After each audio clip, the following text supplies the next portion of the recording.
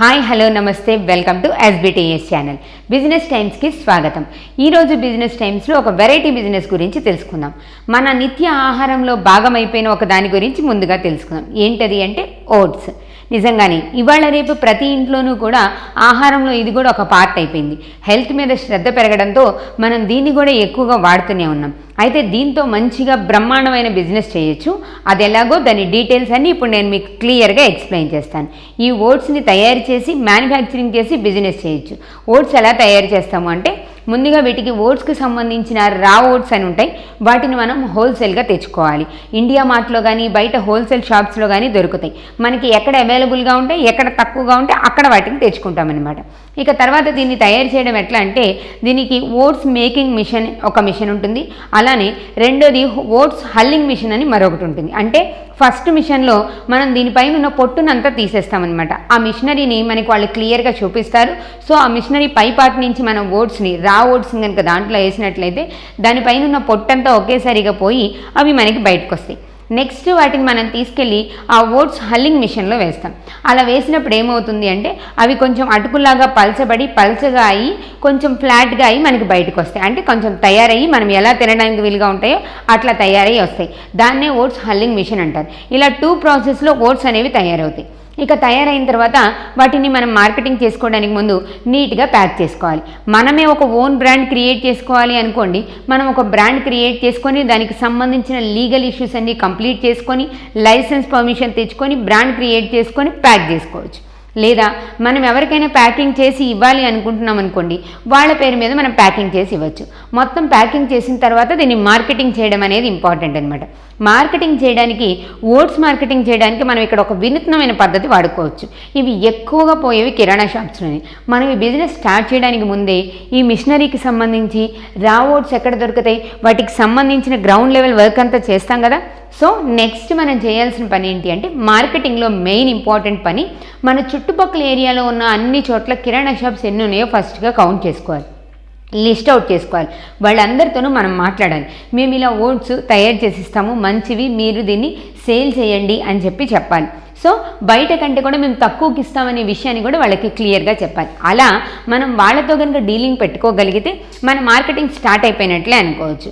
ఇక దీనికి ఎంత ఇన్వెస్ట్ చేయాలి అంటే రా ఓట్స్కి ఈ 2 రకాల మిషనరీస్కి అన్నిటికీ కలిపి దాదాపుగా 4 లక్షల రూపాయల వరకు ఖర్చు అవుతుంది. మరి ప్రాఫిట్స్ మాట ఏంటి అంటే ఒకసారి ఆన్లైన్లో చూడండి.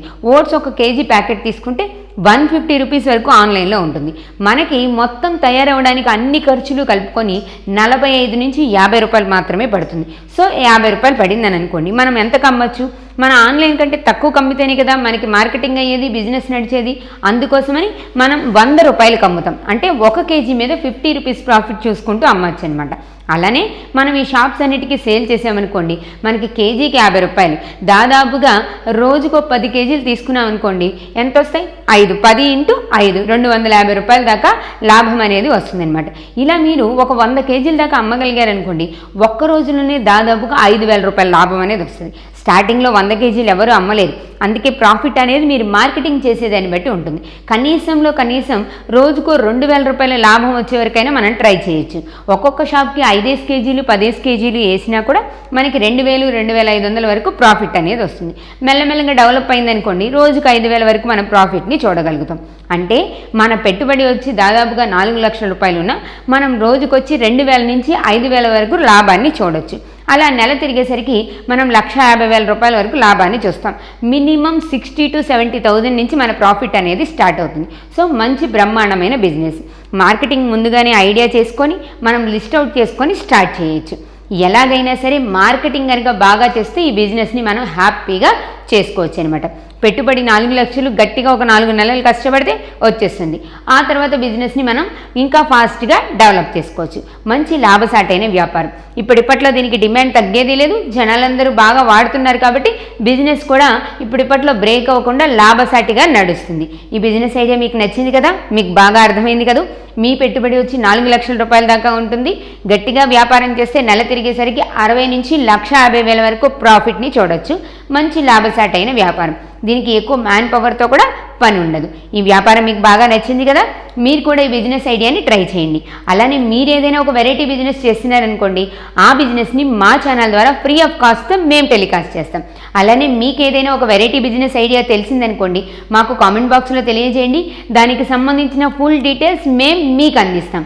మీ జిఎస్టీ, ట్యాక్స్, పిఎఫ్ సర్వీసెస్ కోసం కింద స్క్రోల్ అవుతున్న నెంబర్ని కాంటాక్ట్ చేయండి. అలానే మన ఎస్బిటిఎస్ ఛానల్లో కిడ్స్ డివోషనల్ ఫిలిం న్యూస్ కూడా అప్డేట్ చేసినాం. వాటికి సంబంధించిన లింక్స్ కూడా కింద డిస్క్రిప్షన్ బాక్స్లో ఇచ్చాం, వాటిని కూడా ఫాలో అవ్వండి. మీకు ఇంకా ఎలాంటి వీడియోస్ కావాలి, ఏ ప్రోగ్రామ్స్ కావాలి అనే విషయాన్ని కామెంట్ బాక్స్లో తెలియజేస్తే అలాంటి ప్రోగ్రామ్స్ని అందించే ప్రయత్నం చేస్తూ ఉంటాం. ఇలాంటి మంచి వెరైటీ బిజినెస్ ఐడియాస్ కోసం చూస్తూనే ఉండండి SBTS business channel.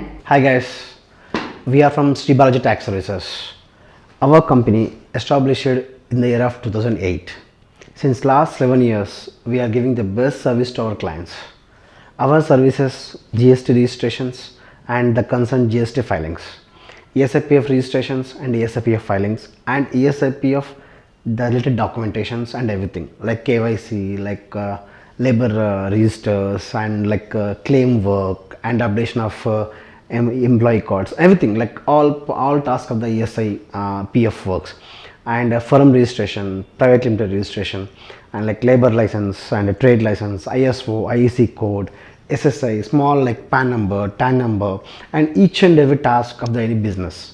If you are opening a company, then the concerned filings until the balance sheet. So each and every task of your company, each and every small work of your company will do here. This is a one-step solution to all your statutory business filings. If you want our services, please contact Sri Balaji Tax Services, Narayanguda, Hyderabad. Cell number 9032 378787.